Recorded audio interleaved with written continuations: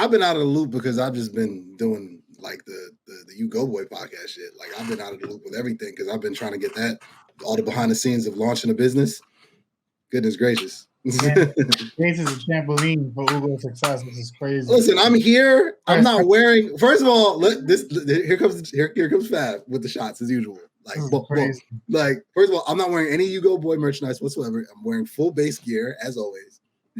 I mean, so what? What if you want to wear Ugoboy stuff? It's like his lawyer's gonna send us a letter. Like, yeah, you're gonna get a cease and desist. He's gonna be like, I own this logo now. Come on, man. Using it on the Ugoboy show this whole time.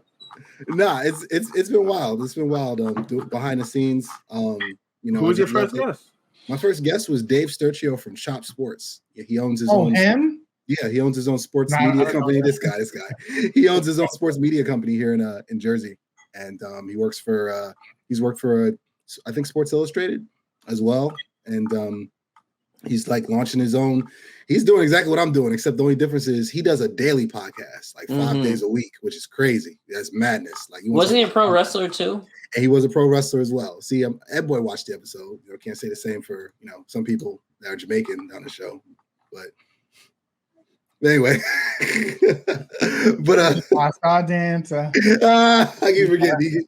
That gives him a pass. But no, he was my first guest, Dave Sturcio from Chop Sports. Amazing time, former pro wrestler. He knows mad actual current pro wrestlers now because now he's an in-ring announcer since he's retired from actually wrestling. He does play-by-play commentary. He was a wrestler for WWE? No, he was on the independent circuit. So it's kind of like music. Like when you unless your dad was a pro wrestler and you got a straight in, bro, you got to get it out the mud. Yeah, you got to start out on the indies and just doing house shows in front of like 5 people at like a mall or a barn or in somebody's backyard, and upload your stuff on YouTube and just work your way up until somebody from a talent scout from AEW or WWE or a bigger promotion notices you and is like, listen, come in for a tryout. Let's do a contract, a developmental deal first. And then if you make it and they like you, they move you up, onto TV. The goal is to get on TV. Once you get on TV, sky's the limit. You could be John Cena. You could be The Rock. Yeah. That's interesting. That's very interesting. Yeah, there's always been like, actually, it was even more cutthroat back in the day because it used to have the territory days where it's like you would only W or WWE.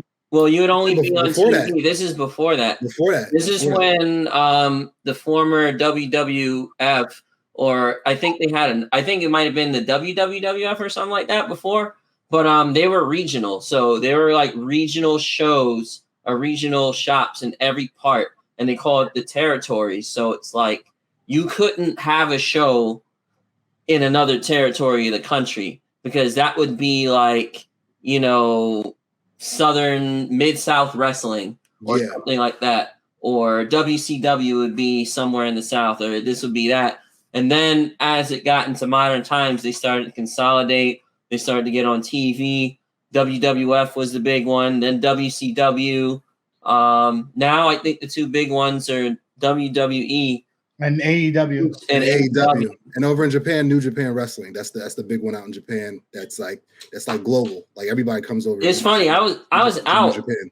I was out on Saturday, somebody's birthday party, and who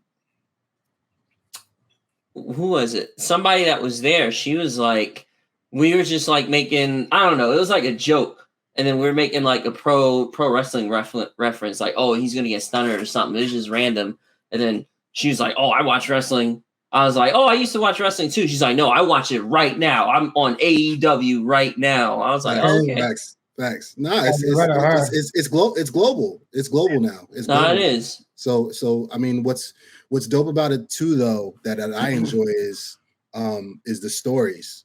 I mean, I think a lot of these guys, and it's very similar to music. It's very similar to content creation, what we're doing. Like these guys and these women, they, again, when you don't have nepotism to fall back on and you got to get it out the mud, it's hard. But, a lot of these cats, they just stick with it. And they go from, again, performing at malls in front of like 4 people to just smaller and then bigger promotions. Sounds like get on the radar. Black Ugo.